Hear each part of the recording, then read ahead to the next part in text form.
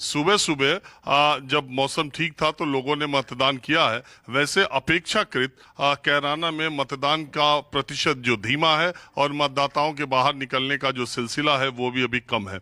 लेकिन फिर भी इस पूरे एक बात देखने में आशा आ रही है कि अभी जो शुरुआती तीन घंटे के मतदान के बाद ऐसा लगता है कि ये जो चुनाव है वो देखने में त्रिकोणीय चतुष्कोणीय भले लग रहा हो कि मतदान के पैटर्न को देख के लगता है कि ये चुनाव आमने सामने की टक्कर का ही हो रहा है। अधिकांश सीटों पर जो जहां मजबूत जो दो कैंडिडेट हैं, ये चुनाव धीरे धीरे उन दो कैंडिडेट्स तक सिमटता हुआ जा रहा है। मुझे ऐसा लगता है कि तीसरी शक्ति जो होगी ज्यादातर सीटों पर, कुछ 2-3 सीटों को छोड़कर, उस ज्यादातर मतों का जो विभाजन है वो दो कैंडिडेट्स के बीच में ही दिखाई देगा।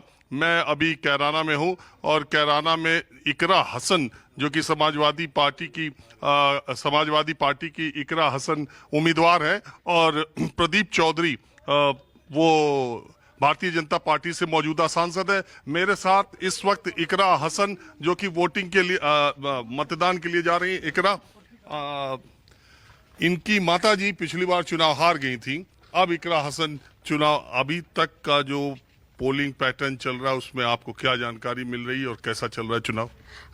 अभी हमें कई बूथों से ये शिकायत आई है कि सुबह से कई जगह पर मशीनें ख़राब हैं, तो हमें यही अपेक्षा है प्रशासन से, यही हम आग्रह करते हैं कि उन समस्याओं का निस्तारण लिया जाए और उन संज्ञान लेकर निस्तारण किया जाए। और अगर कुछ घंटे हमारे वोटर्स के बर्बाद हुए हैं तो उतने ही घंटे हमें वोटिंग के बाद एक्स्ट्रा मिले जाए। मैं देख करके आया हूँ जब से, तब से थोड़ा वोटिंग ढीली तो लग रही है, कम मतदान हो रहा है। इसकी वजह क्या मौसम है क्या? आज धूप भी पता नहीं है, मतदान के दिन बहुत ज्यादा निकल गई।